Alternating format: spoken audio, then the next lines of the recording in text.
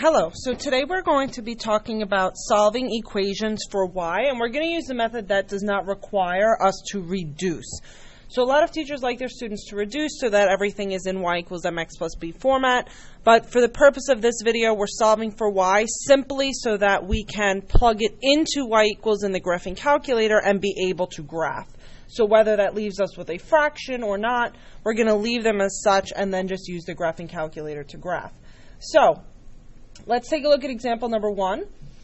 7x plus y equals 5. So I want to isolate y. So in order to do that, I need to split my equation down the middle and do the inverse of 7x. So that's going to be subtracting 7x from both sides.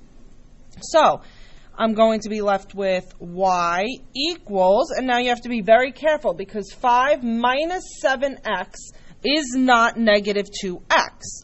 Okay, if I have $5, 1, 2, 3, 4, 5, take away 7x's from this. Like, what? It doesn't make any sense because there's $5. I cannot just subtract 7x's to make negative 2x's. Like, I don't even have x's here to begin with. So the idea is that these are not like terms, so you have to leave them as 5 minus 7x.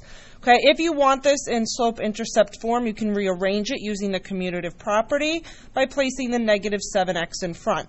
You can graph either one of these using the graphing calculator. Okay, so we're going to take a look at example number 2 now. Same thing, I want y to be by itself, so I have to do the inverse of negative 2x, which is add 2x to both sides.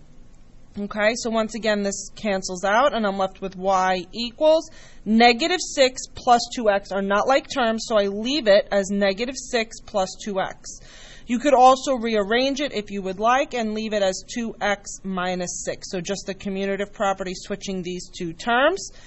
Either one can go into the graphing calculator. You will get the same line.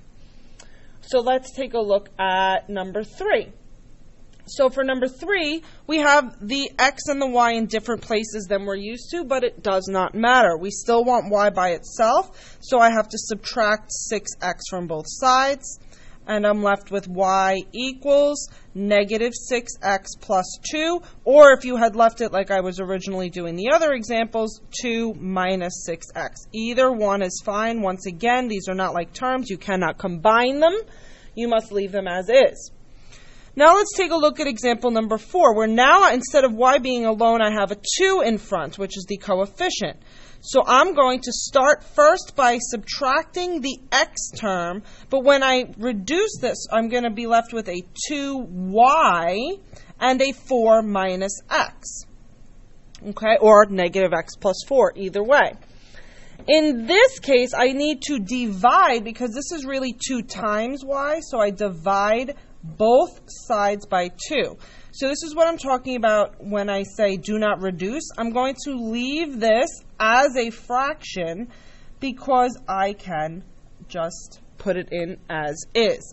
So when I go to y equals, I'm going to have to make sure I press alpha y equals enter, because that's how I put a fraction in the graphing calculator. So remember, you do not put this fraction in the regular home screen.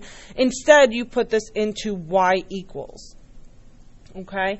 So now let's take a look at number 5 and 6. I'm going to split this down the middle. I'm going to subtract 3x from both sides. And now I'm left with a negative 2y equals 10 minus 3x. Okay?